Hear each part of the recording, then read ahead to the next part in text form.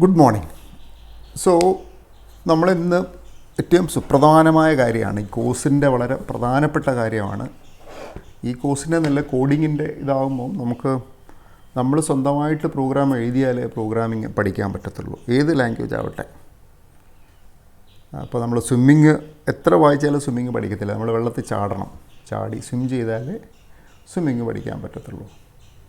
അപ്പോൾ നമ്മൾ ഏകദേശം റഫ്ലി 1 മണിക്കൂർ ലെക്ചർ കഴിയുമ്പം ഒരു എക്സസൈസ് ഉണ്ടാവും. ആദ്യത്തെ എക്സസൈസ് വളരെ എളുപ്പമുള്ളതായിരിക്കും, അത് നിങ്ങൾ നിർബന്ധമായിട്ടും ചെയ്യണം. അപ്പോൾ ആദ്യത്തെ എക്സസൈസിൻ്റെ ക്വസ്റ്റ്യൻസ് ഞാൻ നന്നായിട്ട് എക്സ്പ്ലെയിൻ ചെയ്തു തരാം. ഒന്നാമത്തെ ക്വസ്റ്റ്യൻ പറയുന്നത്, write a Python script to find the perimeter of a triangle, get input from keyboard.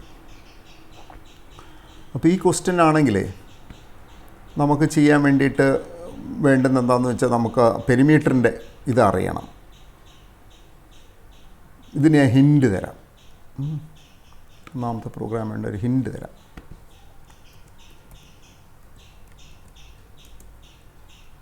Perimeter എന്ന് പറഞ്ഞാൽ അതിൻ്റെ ഫോർമുല നമുക്കറിയാം.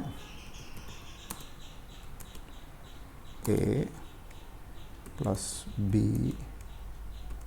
+ C. ഇവിടെ ABC എന്ന് പറയുന്നത് ഒരു ട്രയാങ്കിളിൻ്റെ 3 സൈഡിൻ്റെ ലെങ്ത്താണ്.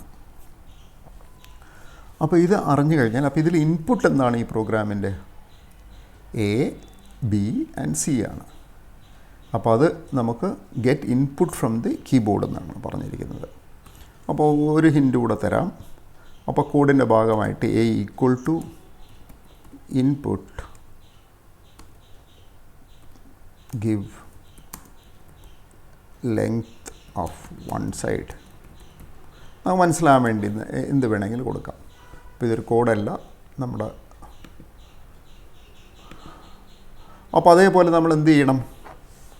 നമ്മൾ ബിയുടെ വില കണ്ടുപിടിക്കണം, സിയുടെ വില കണ്ടുപിടിക്കണം. അപ്പോൾ ഈ പ്രോഗ്രാമിൻ്റെ ഇൻപുട്ടുകളാണ് A, B ആൻഡ് C. അപ്പോൾ ഏത് പ്രോഗ്രാം എടുത്തു കഴിഞ്ഞാലും അതിന് ഇൻപുട്ടും ഉണ്ടാവും, ഒരു ഔട്ട്പുട്ടും ഉണ്ടാവും.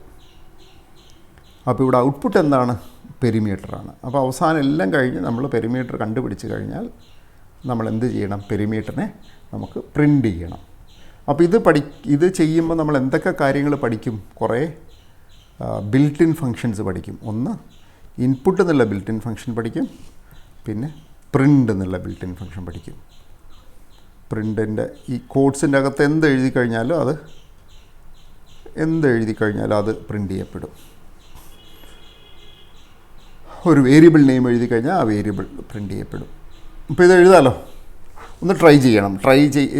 സ്വന്തമായിട്ട് തന്നെ ട്രൈ ചെയ്യണം. അപ്പോൾ അത് ട്രൈ ചെയ്യുമ്പം നമ്മളിപ്പം ജൂപ്പിറ്റർ നോട്ട്ബുക്കൊക്കെ ഇൻസ്റ്റാൾ ചെയ്തു. അപ്പോൾ അതിൻ്റെ കാര്യങ്ങളൊക്കെ നമുക്ക് മനസ്സിലാവും. ഈ എക്സസൈസിലെ പ്രോഗ്രാമുകളൊക്കെ വളരെ സിമ്പിളാണ്.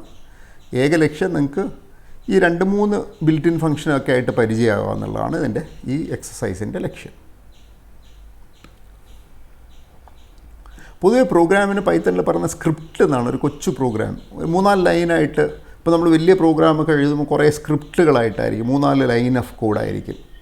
അപ്പോൾ അടുത്തത്, write a Python script to find the area and perimeter of the circle. അപ്പോൾ ഇത് ഞാൻ ഹിൻഡ് ഇവിടെ തരുന്നില്ല, ഞാൻ പറയാം എന്താണ് ഹിൻഡ്. ഏരിയ എന്ന് പറഞ്ഞാൽ πr² ആണ്. പൈ എന്ന് പറഞ്ഞാൽ 3.14 ആണ്. അപ്പോൾ ഏരിയ = 3.14 × r². പെരിമീറ്റർ എന്താണ്? 2 × 3.14 × r. അപ്പോൾ ഇതും ചെയ്യാമല്ലോ.